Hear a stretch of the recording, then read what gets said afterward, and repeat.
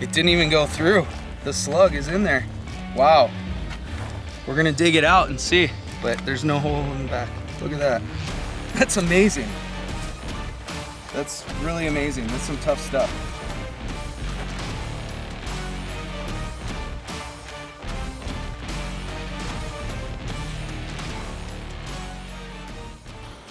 You just witnessed us firing multiple caliber sizes into this armor plate, and we went from 38 up to 357 hollow point, 40 caliber, and a shotgun 12 gauge slug.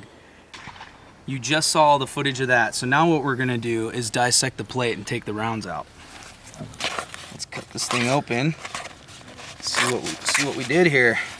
Oh, there's one round floating around in the bag. That looks like the 40 cal. Okay.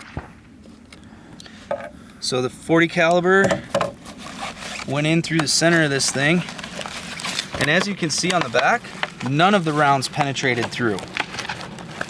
Obviously the 12 gauge slug destroyed this thing, but it did not penetrate, which is key. There is the slug. Wow, look at that. It did not penetrate. It hit a little high on the armor, but that's gonna be right about in your breastplate. So, you know, having the confidence that a slug will not penetrate, but it is gonna do some bone breaking, I'm sure, and some other damage inside, interior damage, but the slug didn't go through, so you don't have that going through your body, leaving a hole in you. So that's good. Let's see what else we can find in here. It's like a treasure hunt.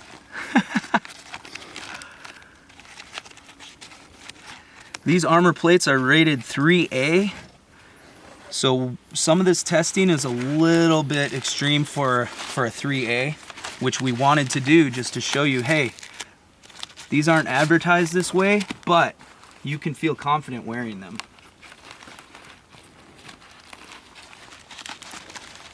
Where did the other rounds go?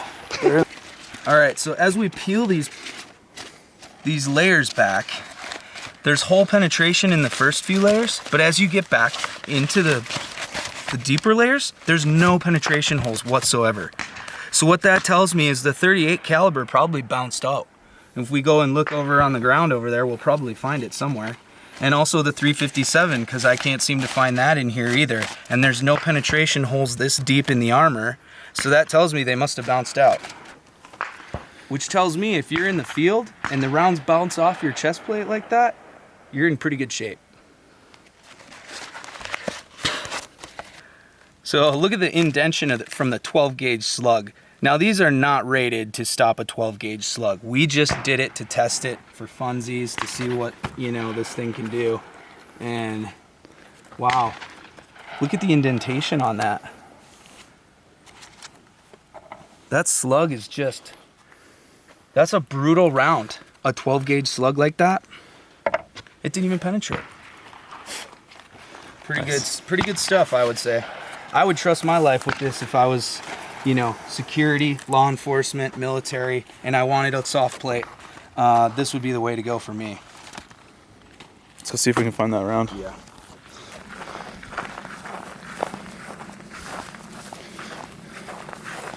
I see it.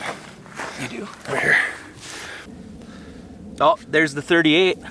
Look at that. It bounced right off. We've retrieved 3 of the 4 rounds.